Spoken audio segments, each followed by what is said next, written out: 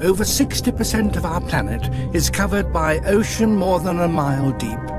That, the deep sea, is by far the largest habitat on Earth, and it's largely unknown.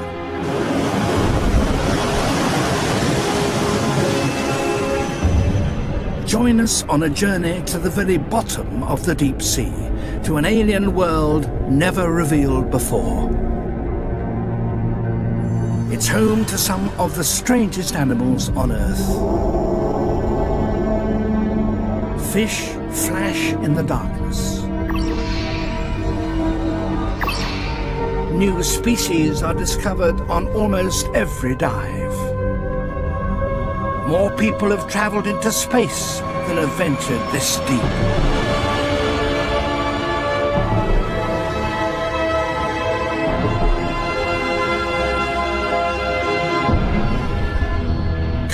On a journey into the abyss.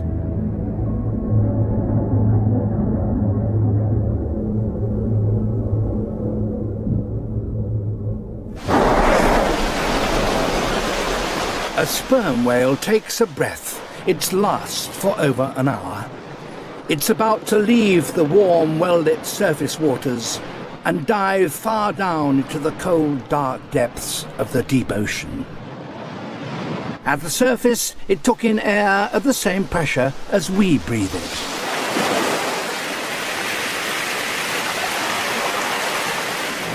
But it's going to look for food at more than 1,000 meters down, where pressure is 100 times that on the surface, crushing the whale's lungs to just 1% of their volume. For us to follow the whale, we need the very latest submersible. A reinforced acrylic sphere with walls 12 centimeters thick protects a pilot and our cameraman from the enormous pressure below and allows the submarine to dive to just over 900 meters.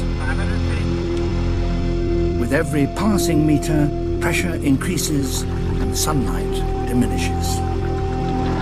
1,000 feet. By 300 meters, it's already very dark, and the temperature of the water is dropping fast.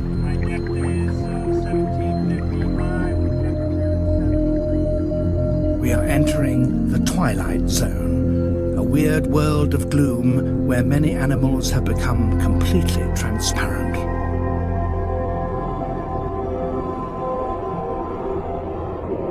In this twilight, an animal needs to see, and yet, as far as possible, must avoid being seen.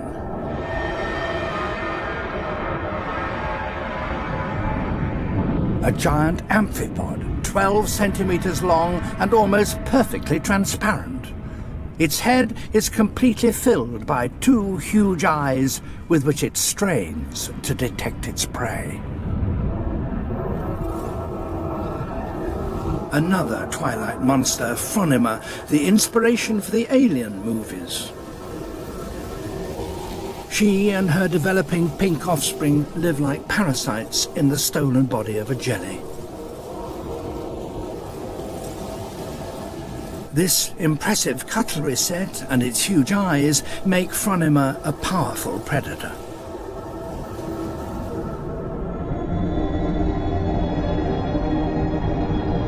Even really complex animals have become transparent in the twilight zone.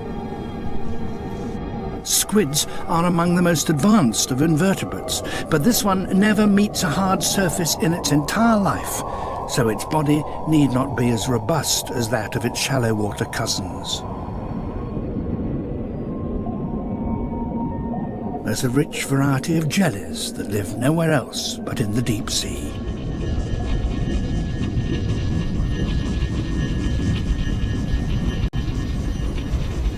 Thousands of tiny cilia propel them through a world without walls.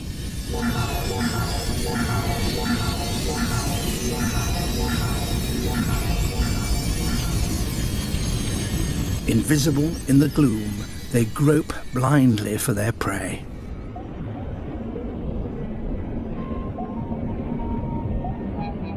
Comb jellies let out long, sticky nets to catch passing copepods.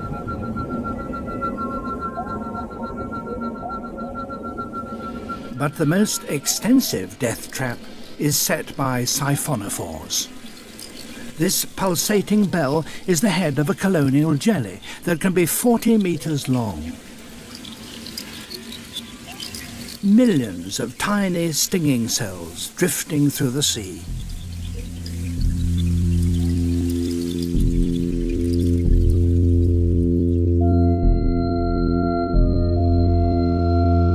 $500 down, and in even the clearest tropical waters, only the faintest vestige of the sunlight remains. So little that our eyes can't detect it, but others can.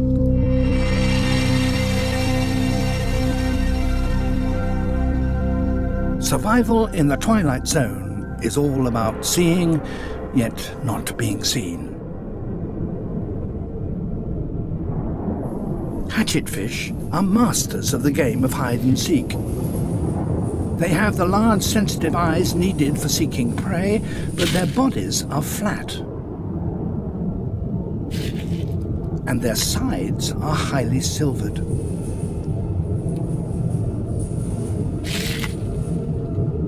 Head on, they are just visible, thin though they are, but as soon as they turn, their mirrored sides reflect the remnants of blue light from the surface, and they disappear into the gloom. Viewed from the side, whole shoals can hide in this way.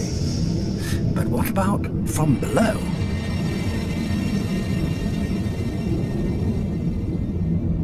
The tubular eyes of many of the predators, even in this gloom, are able to distinguish their prey silhouetted against the scarcely detectable glimmer of light from above.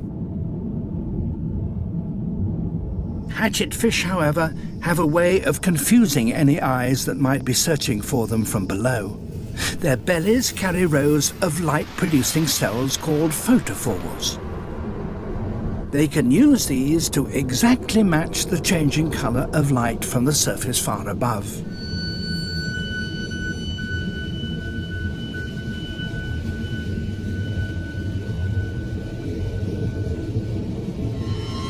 This counter-shading breaks up their silhouette, making them almost invisible from below. Almost.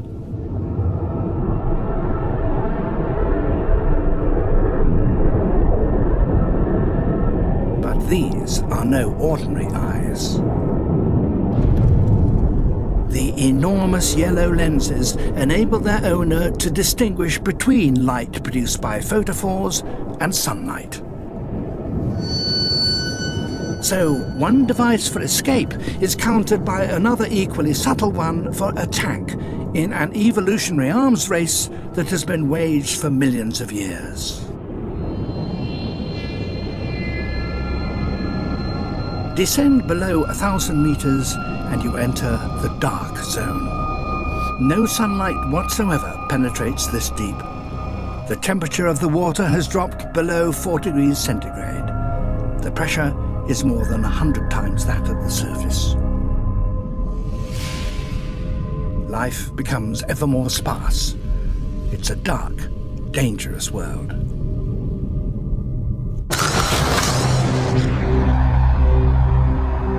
Relative to body size, these are the largest teeth in the ocean. They're so big that their owner can't even close its mouth.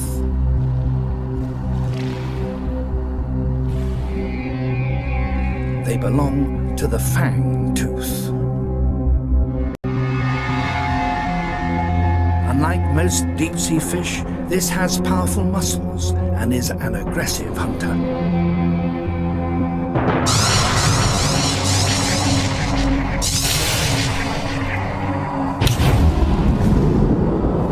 With food in such short supply at this depth, dark zone predators have to be able to deal with a meal of almost any size.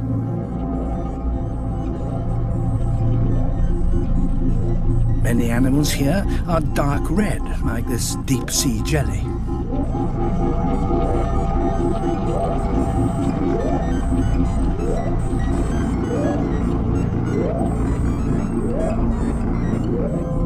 Caught in the lights of the submersible, it's a spectacular firework display of colour.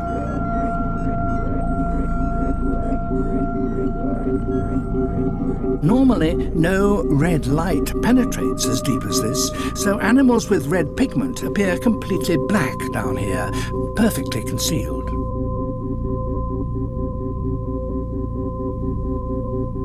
Predators here, however, don't just rely on vision. Many have tiny eyes. Instead, their thin, rod-like bodies are lined with organs sensitive to tiny movements in the water.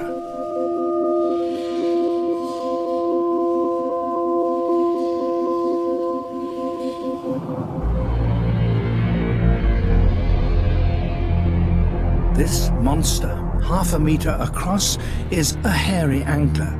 This is the first time it's been seen. It's covered with hundreds of sensitive antennae, each capable of detecting the movements of any prey careless enough to stray too close to this motionless predator.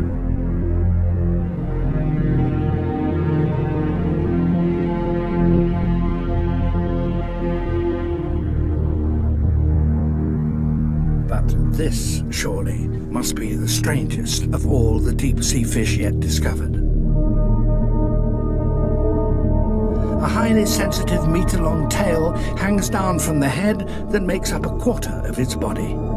Its eyes are tiny, but its mouth is truly enormous. It's called the gulper eel, because it can engulf a meal of almost any size.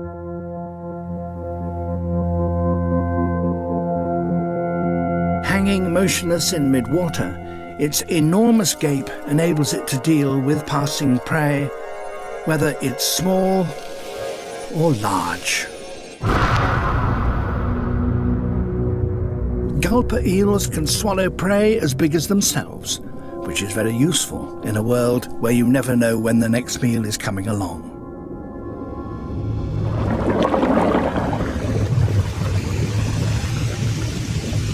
Even in the dark zone, there is some light. Turn off the submersible headlights and you see a pyrotechnic display outside. These lights are created by animals. This is bioluminescence.